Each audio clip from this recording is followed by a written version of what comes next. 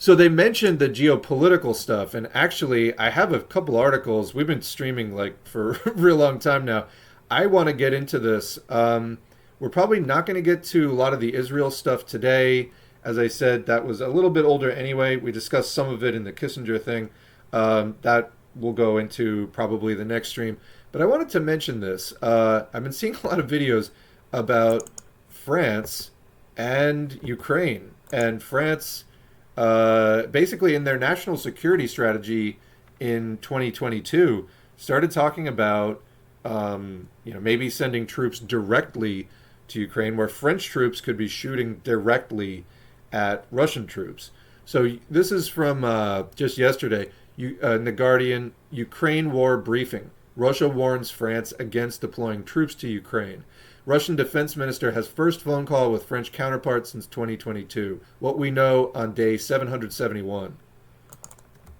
And again, every time I see that, I just think of the, how the U.S. said they're going to like march into Iraq. It'd be over in like 10 days. They'd be greeted as liberators. Yeah, no. So some of the main things here, Russia's defense minister warned his French counterpart against deploying troops to Ukraine in a rare phone call on Wednesday, reports the AP. Sergei Shoigu told French Defense Minister Sébastien Lecornu that if Paris follows up on its statements about the possibility of sending a French military contingent to Ukraine, quote, it will create problems for France itself, according to a statement from the Russian Defense Ministry. It didn't elaborate. French President Emmanuel Macron said in February that the possibility of Western troops being sent to Ukraine couldn't be ruled out. French officials have since clarified that the suggestion concerned using troops for training and other operations away from the front lines. Now, the UK has been doing that for some time, but they do it in the UK. They ship the Ukrainian troops to the UK for training, then they ship them back. But now they're talking about doing more on the ground there. And that's at least according to France. France has denied Russia's claim of a discussion on potential Ukraine talks, according to Agence France Presse. Russia said that Shoigu and Lecornu discussed the potential for talks on the Ukraine conflict during the phone call this Wednesday, but it's a claim that Paris immediately denied. Quote, France neither accepted nor proposed anything of the sort on the conflict, the source told AFP. So this article kind of goes along with a lot of bullet points, but I want to get into another one. This is from Al Jazeera from a slightly different angle. What's behind Macron's hardened stance on the Russia-Ukraine war? If you're interested in this topic, there's been a lot, like I said, popping up in the last week or two about it. Let's just skip ahead to the conclusion here. They say that excluding exceptions such as Hungary and Slovakia, countries in Eastern and Central Europe are the, quote, most vocal and supportive of Ukraine and have, quote, warmly welcomed Macron's shift. Macron's shift seemed to start at the end of May last year, so almost in effect for a year, when he was speaking at a security conference hosted by Globsec, a Bratislava-based think tank. In a speech, he acknowledged that Paris had failed to sufficiently listen to the concerns of NATO members more geographically closer to Russia and Ukraine. Quote, he certainly realized that if he wants to build a stronger Europe and a more strategically autonomous Europe, meaning strategically autonomous from the USA, as he usually says, he needs these countries, and this is certainly a way to reconcile the two hemispheres of Europe. So that may be, the article had a few other things about it, but that was one of the hypotheses that they're putting out there, is that Macron is basically, as people get sick of the U.S. for various reasons in Europe, could France be like the new leader of Europe in a way that the U.S. kind of used to be, but in a more European style, for lack of a better word. So this is possibly overtures towards, making friends throughout Eastern Europe and having them look to France as a leader. So a political ploy to get support for French leadership in general within the EU. So that was some of the hypothesis there. I did also want to just super briefly, because people are always going on about, I say people, I mean like LaRouche's and the multipolarity people are often going on about, how Russia's like socialist or they're on the road to socialism. No, they're not. There was a counter-revolution 30 years ago. What they're doing has nothing to do with socialism.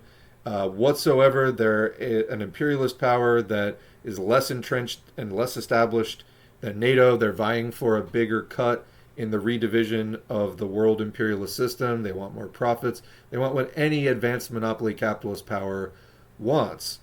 I think this is particularly striking when you look at some of the recruitment ads and the strategies that they're using.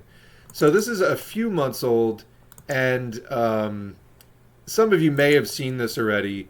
This is from another channel, and what's my timestamp here? 11:45. So some Russian military ad stuff. This is from another channel that actually does like super skewed coverage. They never criticize. The channel's Joe Blogs. They never do critical coverage of the U.S. or the U.K. or anything like that. Everything's like Russia, China, this and that. And it's, I think, reasonable criticism and, good as far as it is. The guy, like, literally, it's so one-sided, it's kind of ridiculous. That said, I mean, in the one side that they do, it's I think, reasonable a fair amount of the time. I'm not, like, I wouldn't necessarily promote the channel, but check out a thing or two from time to time because they do cover stuff about the Russian economy that gets into the nitty-gritty, or the Chinese economy. That gets into the nitty-gritty that just isn't covered a lot of other places. But let me bring this up here. And so this was from the video there. I'll skip ahead. They have some footage of the recruitment ads. And it is kind of not what we would call a particularly like class-conscious approach. It's definitely more kind of fascist, I would say, in its approach. But here, can I fold that? No, I can't. All right, let's go ahead and play it. Hopefully the volume doesn't, like, brace yourself. All right.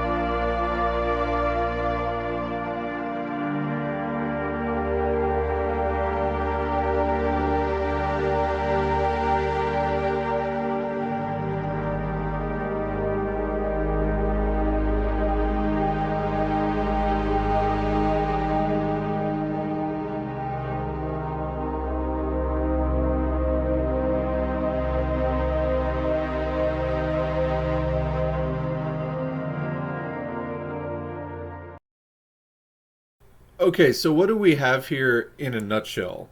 You've got join the Russian military because society is giving you shitty jobs that make you miserable, or uh, you're super in debt and the only way that you can get out is to join the military.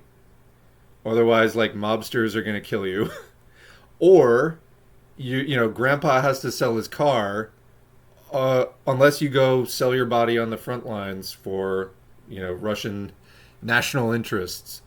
Tell me how this is different from like literally any other country. It's like the appeals to the like machismo, and this is the solution to poverty. So again, so much for socialism there.